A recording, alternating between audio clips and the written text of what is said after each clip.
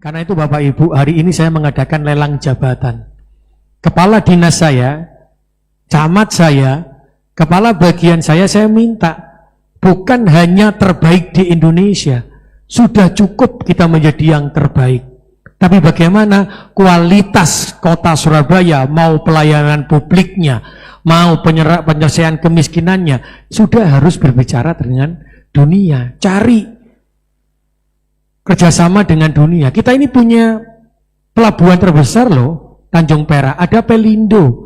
Kita bisa kerjasama, apa yang bisa kita kerjakan? Oh ternyata ekspor yang dibutuhkan itu ini. Cari kepala dinas perikanan, kelautan, hutan itu langsung cari apa yang dibutuhkan, umpamanya begitu. Maka itu yang harus kita lakukan. Tadi Pak Ketua DPRD menyampaikan, tidak ada wali kota sebelumnya yang menyampaikan kebutuhan ketika ada masyarakatnya mengusulkan. Saya bilang sama teman-teman, hari ini rekap semuanya, masukkan, sehingga masyarakat ini bukan diberikan harapan palsu, tapi masyarakat harus tahu sebenarnya kebutuhan itu berapa di kota Surabaya. Karena kalau lihat anggaran 12 triliun, itu WKP ngomong Pak, oh anggarannya besar, semuanya selesai, harusnya sisa. Nah, karena mereka tidak tahu. Dan siapa yang salah? Pemerintah kota dan DPRD yang salah. Tidak pernah menyampaikan hal itu kepada masyarakat. Ketika saya minta usulan yang terkait paving sama Yudit seluruh Surabaya, yang hari ini ono titik banjir di kampungnya, karena kampungnya dulu bangun wis gak mikir selokan Pak, wayai banjir bengok-bengoke nang pemerintah. Dulu gak dipikir wis selokannya cuma 3 cm, omahe rapet diajar. Sekarang banjir Pak, banjir. Nah ini maksud saya apa? Ke depan jangan pernah membangun seperti itu. Lingkungannya dijaga. Tapi sing wis terlanjur ya wis kadung. Tanggungane DPRD karo Pemkot.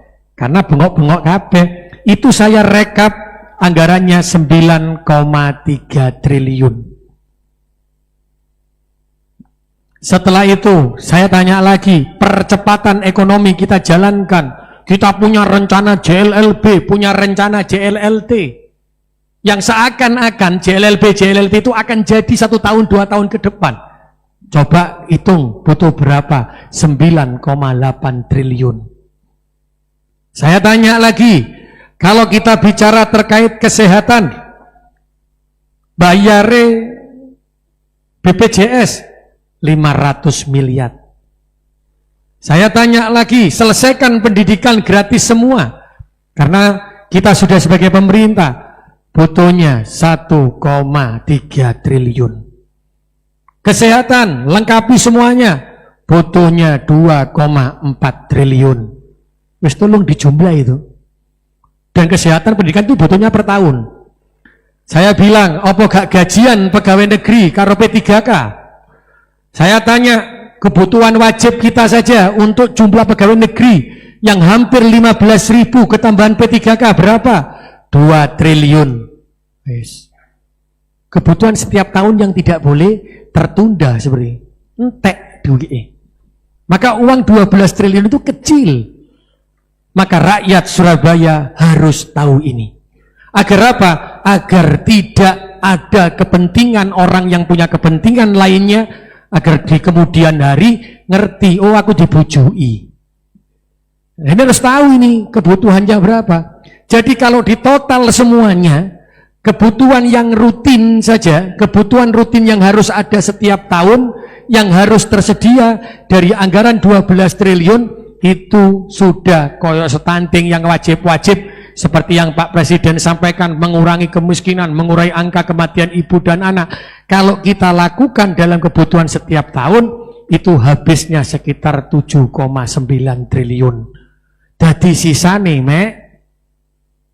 petang triliunan.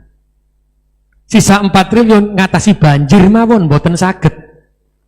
Ngatasi rumah tidak layak huni yang selalu orang bicara, rumah tidak layak huni dibangun Pak, sakna wonge. Jenengan ngertos lek di total kebutuhan rumah tidak layak huni di Surabaya butuhnya 248 miliar. Nah. Ya, saat ini podo bingung itu, kalau kalian jenengan bingung. Maka saya ini setelah saya rangkum semuanya butuh berapa, maka saya minta kepada Pak Sekda untuk paparan ke DPRD mana yang akan dikerjakan. Karena itulah di dalam pemerintahan itu ada namanya RPJMD, Rencana Pembangunan Jangka Menengah Daerah yang 5 tahunan.